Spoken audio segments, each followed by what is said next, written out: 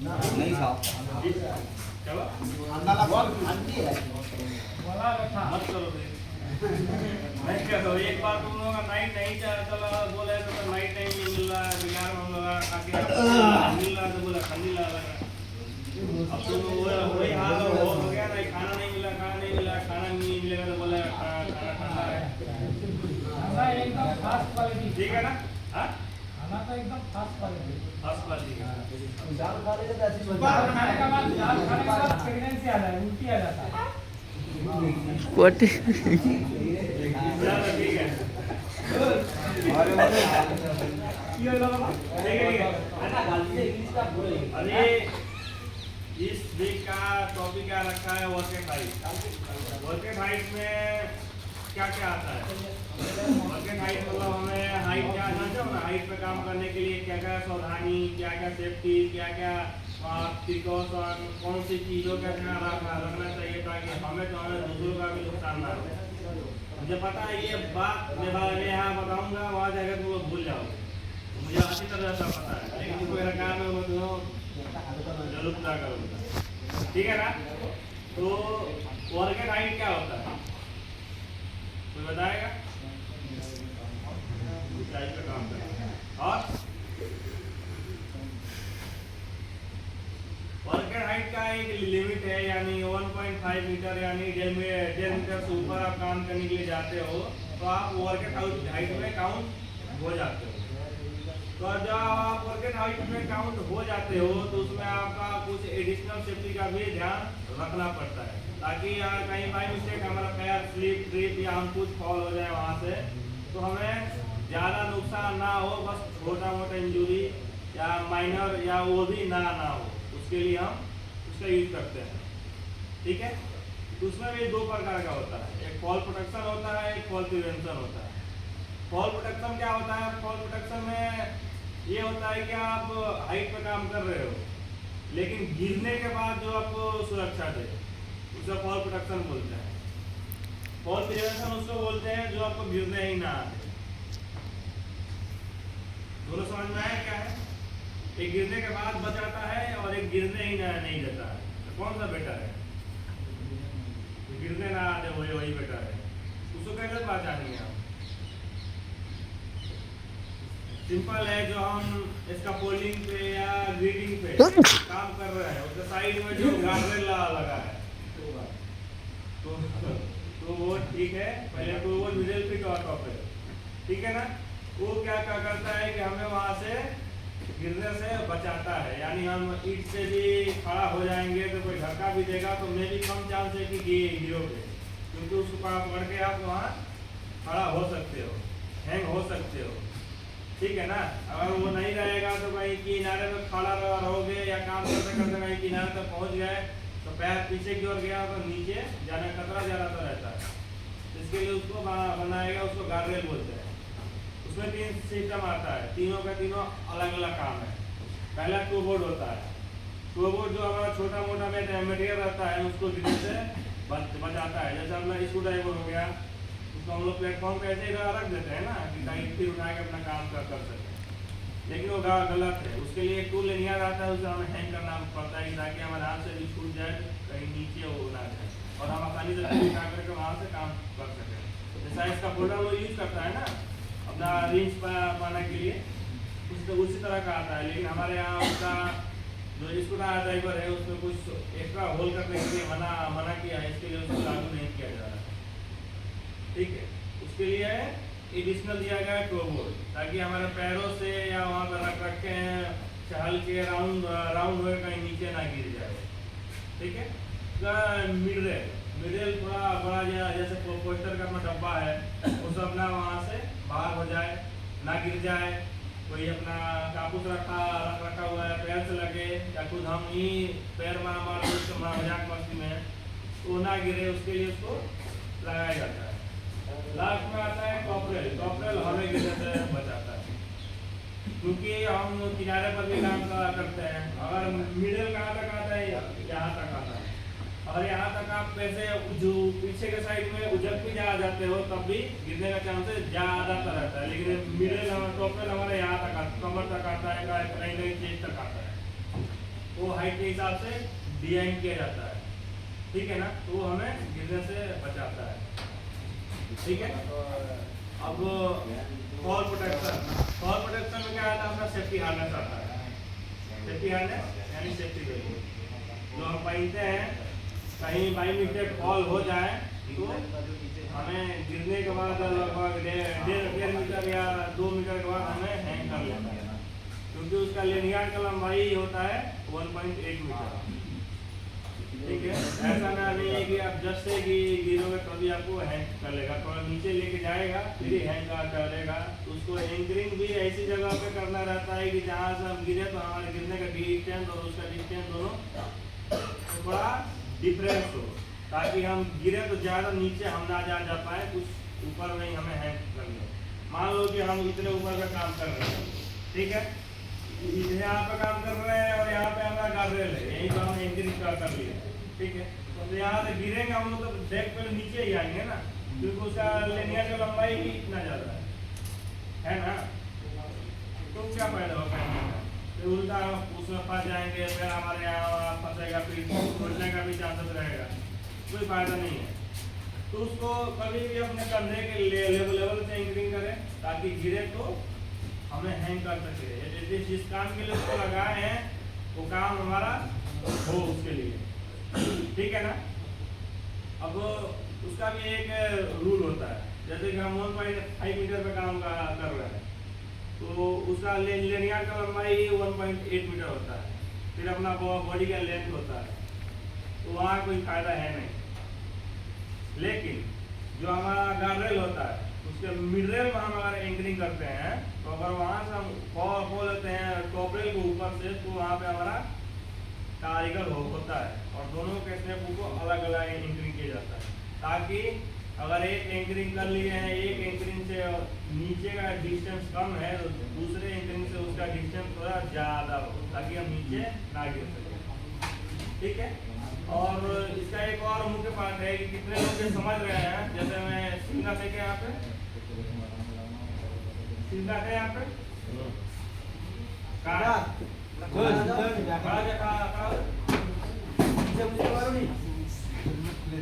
ये बंदा एक ऐसा है जो सेफ्टी बेल्ट पहन लिया तो ये अमर हो जाता है। हमारे यानी जो घड़ा होता है अमृत वाला वो पी लेता है। अब सेफ्टी बेल्ट ये पहन लिया है, अब कहीं भी स्ट्रक्चर के बाहर इसको काम दे दो, कहीं एक कॉलम का काम दे दो, बिना कॉलम के भी ऐसे हैंग करके ला तक के काम कर लेगा ये, ऐसा इसके अंदर टैलेंट है। 2 बार इसका मैंने पकड़ लिया है ऐसे काम करते हुए। तो सेफ्टी बेल्ट लगा लेने का मतलब ये नहीं होता है कि आप अमर हो गए हो, नुकसान उससे भी होगा। अगर हाइट से आप गिरते हो तो एकदम से जोड़ आपके यहाँ स्टमक पे यहाँ पर और थाई के पास में आता है, ताकि अगर यहाँ ज्यादा जोड़ लगा तो ये पैरालाइज हो जाएगा, और जहाँ यहाँ पे आ गया तो सिस्टम ही खत्म हो जाएगा, ठीक है ना। वो भी हो सकता है। तो एंकरिंग सेफ्टी बेल्ट का पहन लिए, एंकरिंग कर लिए, तो ऐसा इसका ये मतलब नहीं हुआ कि हम हमारी हो गए हैं, अब हमें कोई कुछ नहीं कर सकता है। हो सकता है जगह जगह के अनुसार है, और तुम लोग कैसा सेफ्टी बेल्ट पहनता है मुझे पता है, ढीला लगता है यहाँ पे, ये ढीला नहीं रखना चाहिए, यहाँ पे बस 4 फिंगर ही फ्री रहना चाहिए, ताकि अगर हम गिरे तो ताकि हम गिरे तो ये पार्ट हमारा यहीं तक रह पाए, इधर ना आए, क्योंकि ये इधर थोड़ा सा भी चोट लगता है ऐसा कि सबको फील पता होगा, कभी फंसा होगा ना चैन में से बचपन टाइप। हाँ, तो उसके नीचे वाले में तो और दिक्कतें आती है, वो बात बताने वाली बात नहीं है, सब एक्सपीरियंस किया हुआ है। तुम क्या भाई, ठीक है, तो कहने वाली बात नहीं है। तो वहाँ पे ये 4 फिंगर ही फ्री रहना चाहिए, ताकि हमारा जो बेल्ट है वो एक जगह ही रहे, स्थिर रहे और हमें हैंग कर सके, ठीक है ना। ज़्यादा टाइट भी नहीं करना चाहिए, क्योंकि अगर ज़्यादा टाइट रहेगा हम गिरेंगे, हमारा वेट आएगा, मेरे वेट के ऊपर से और थोड़ा टाइट होगा तो ये नसें से यहाँ पे ब्लॉक हो जाएगी, और ब्लॉक हो जाएगी तो यहाँ खून का आना जाना इस साइड में बंद हो जाएगा तो ये पैर इवन काटना भी पड़ सकता है। एक छोटी सी माइनर बात से इतना बड़ा हो सकता है अगर सोचोगे तो, ठीक है ना। उस तरह एक रूल है, 4 फिंगर रहना चाहिए। और काफी है। एंकरिंग करने का जगह होता है जो कभी भी एक बार अपने आप से एनालिसिस कर लो कि हम एंकरिंग कर रहे हैं तो गिरेंगे तो क्या ये हमें हैंग कर सकता है। थोड़ा शांति रखा रखिए 5-10 मिनट के लिए तो पंचो थोड़ा शांति रखिए 5-10 मिनट के लिए, ठीक है। तो ऐसी जगह करें जहाँ हम गिरे तो हमारा वेट और कैरी कर सके। ऐसा ना हो कि हम गिरे और साथ साथ वो भी नीचे आ गया, कोई फायदा नहीं है। नाम के लिए लगाना से कोई फायदा है नहीं वहाँ पे। गाना भी है, क्या बोलते हैं, नाम के बड़ा होता हमारे इधर का गाना भी है बिहार में।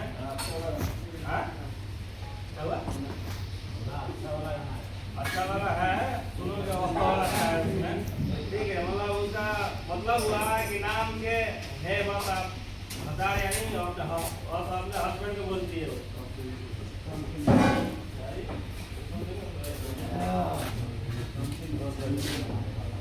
ठीक है ना। तो उस तरह का हो जाएगा, बस नाम के लगाए हैं आप और काम का कुछ है नहीं वहाँ पे, ठीक है। अब आप क्या करते हैं, हम इसका फोल्डिंग पे जाने से पहले अगर वर्टिकल लेयर हो तो या एक स्टेयरकेस हो तो उस समय हमें 3 पॉइंट एंकरिंग पॉइंट कंटेंट होना ही चाहिए। क्यों होना चाहिए? ताकि हमारा अगर पैर स्लिप भी हो जाए, क्योंकि हम लोग भगवान से है नहीं भाई, ताकि हमारा पैर हम जहाँ रखे वहीं पे अड़ा ही रह जाए, या हमारे पैरों में कहीं गोंद नहीं लगा हुआ है, कहीं कोई ऑयल गिरा होगा वहाँ पे एक पैर पे, या कोई हाउस कीपिंग होगा जिस पे हमारा पैर जाएगा तो स्लिप होने का चांसेस रहेगा। तो अगर 3 पॉइंट कॉन्टेक्ट करा रहेगा हमारा तो गिरने का चांसेस बहुत कम रहेगा। अगर दो पैर हमारा एक जगह पे है और एक हाथ पे अटैच किए हैं, एक हाथ हमारा स्लिप भी हो जाए तो हम आराम से अपना बैलेंस बना सकते हैं, या 2 हाथ पकड़े हैं एक पैर स्लिप हो जाए तो भी अपना बैलेंस हम बना सकते हैं। लेकिन अगर 3 पॉइंट एंकरिंग है ही नहीं, पॉइंट कंटेक्ट है ही नहीं तो गिरने का चांसेस बहुत ज्यादा है। एक स्टेयरकेस भी अपना बहुत ज्यादा हाइट पे जाओगे तो वहाँ पे मिड रेल का जो डिस्टेंस है भाई सुनो, यहाँ पे वहाँ छोड़ दो, यहाँ ही सुनो, ठीक है। वहाँ तुमको दिन भर 7 दिन 8 दिन लगातार सुनते ही रहना है मेरा 5 मिनट से सुन लो, ठीक है। जो मिडिल और टोवर का डिस्टेंस होता है ना वो 450 से लेकर के 600 के बीच में होता है, और हमारा बॉडी आराम से उससे पार हो सकता है। राउंड में हम जाए ना तो हमारा बॉडी आराम से उससे पार हो सकता है। तो हम एंकरिंग नहीं करते हैं ना ही कुछ हम सेफ्टी का प्रिकॉशन लेते हैं, तो वहाँ गिरेंगे हम नीचे जाने का ज़्यादा चांसेस रहता है। तो वहाँ पर हमारा 3 पॉइंट कॉन्टैक्ट रहना ही चाहिए, ठीक है।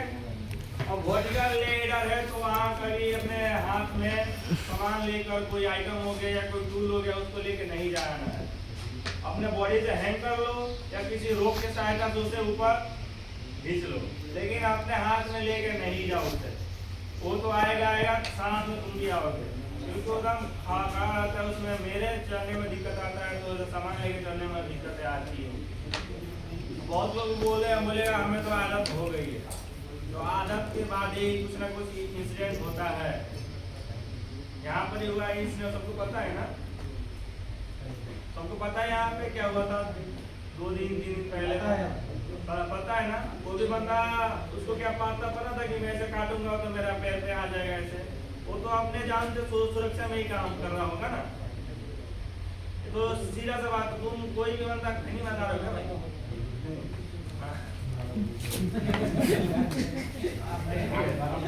आप काम कर रहे हो, ठीक है। ये क्या बोलते हैं, वो अपने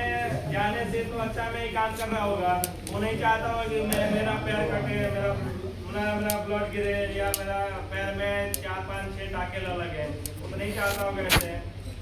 और कुछ ना कुछ तो कभी किया होगा ना जिसके वजह से उसका पैर कटा होगा।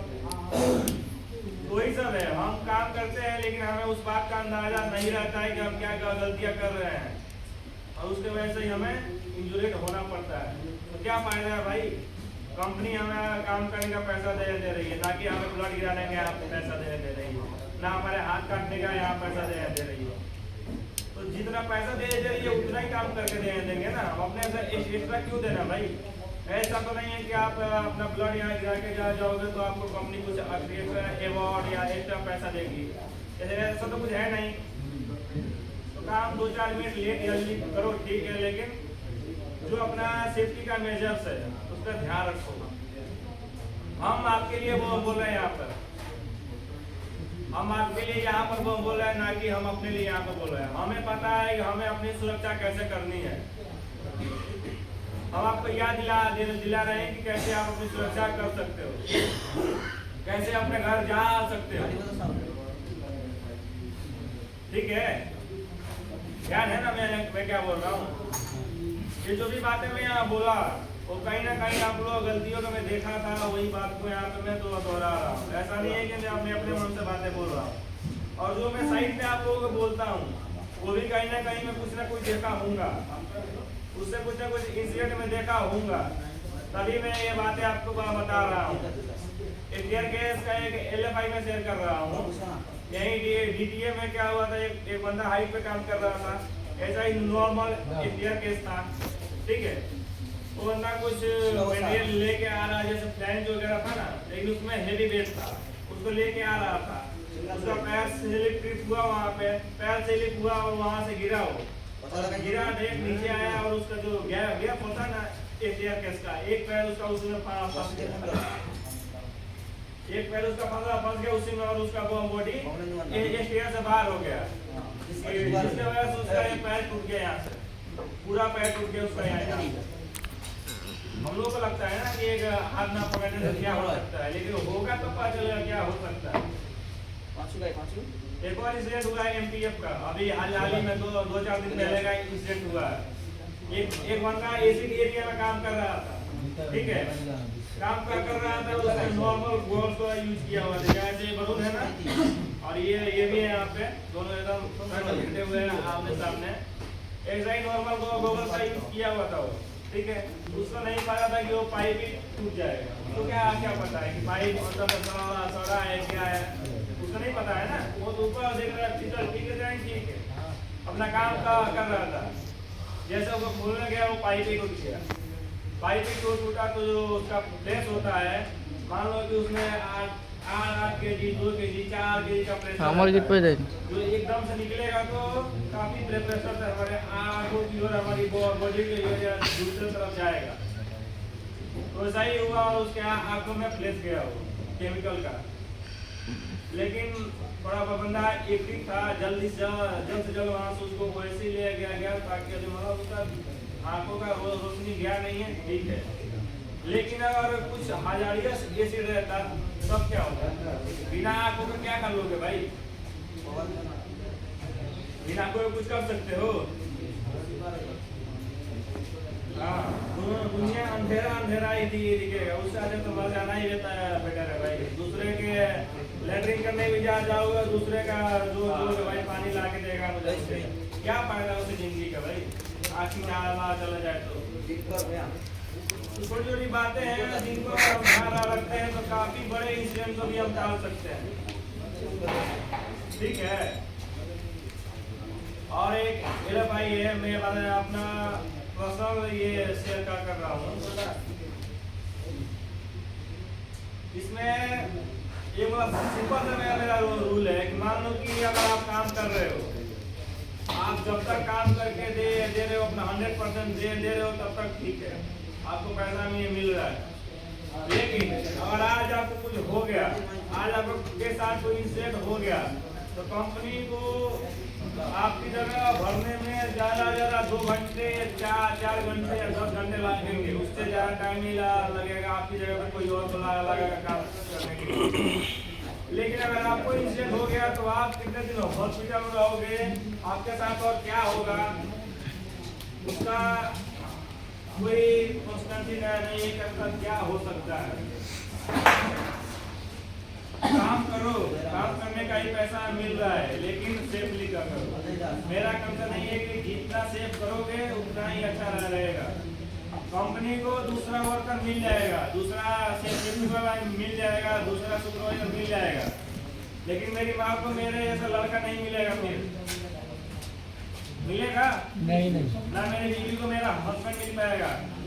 वो अलग बात उसका बेटा अलग हो दूसरी का कर ले उसका मैं नहीं करता ठीक अलग मैटर है लेकिन मेरी माँ को क्या दूसरा बेटा मिल सकता है भाई